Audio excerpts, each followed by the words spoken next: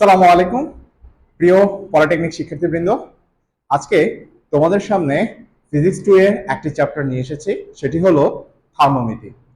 তোমরা অনেকেই থার্মোমিতির একটা অংশ নিয়ে খুবই চিন্তিত থাকো যে কিভাবে ওই অংশ থেকে অঙ্ক আসলে তোমরা আনসার করতে পারবা। তো আজকে ওই অংশটা নিয়ে আলোচনা করব, যেটি হলো ক্যালোরিমিতির মূলনীতি। এই ক্যালোরিমিতির মূলনীতি সহজ একটা ফর্মুলা মনে রাখলে সহজে কাজ হয়ে যাবে। সেটি হলো গৃহীত তাপ ইকুয়ালস টু বর্জিত তাপ। এর অর্থ হলো যে বস্তু তাপ হারাবে অন্য বস্তু সেই তাপটি গ্রহণ করবে।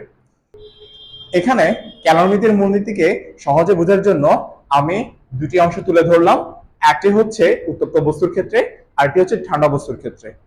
উত্তপ্ত বস্তু ও পানির ক্ষেত্রে বস্তু তাপ হারাবে, পানি তাপ গ্রহণ করবে। আর দ্বিতীয় ক্ষেত্রে হচ্ছে ঠান্ডা বস্তু ও পানির ক্ষেত্রে বস্তু তাপ গ্রহণ করবে, পানি তাপ হারাবে। এই ঠান্ডা বস্তুর মধ্যে আমি এখানে দুইটাই প্রকারভেদ উল্লেখ করলাম। একটি হচ্ছে যে কোনো ঠান্ডা বস্তু হতে পারে, যে কোনো, আর আরেকটি হলো বরফ। যেহেতু ঠান্ডা বস্তু তাপ গ্রহণ করবে, সেহেতু বরফও তাপ গ্রহণ করবে। এই ক্ষেত্রে একটা জিনিস উল্লেখ করে বলবো যে বরফের ক্ষেত্রে তাপ গ্রহণ তিনটা পর্যায়ে হয়ে থাকে। কয়টি পর্যায়ে? তিনটি পর্যায়ে। একটি হলো -θ°C। এখানে θ°C জায়গায় যে কোনো ডিগ্রি বসতে পারে, অর্থাৎ -5°C, -10°C, -15°C, যে কোনো একটা। -3°C তাপমাত্রা থেকে 0°C তাপমাত্রা বরফে।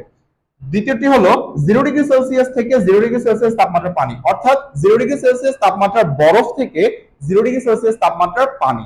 আর তৃতীয় ক্ষেত্রে হলো 0°C তাপমাত্রা থেকে 100°C তাপমাত্রার পানি। এখন আমরা ক্যালোরিমিতির মূলনীতি নিয়ে দু একটি অঙ্ক দেখব।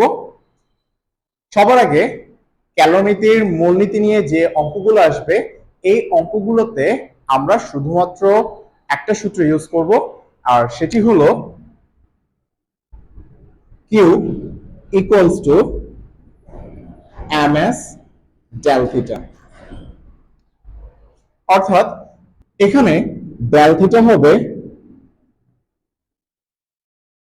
θ2 - θ1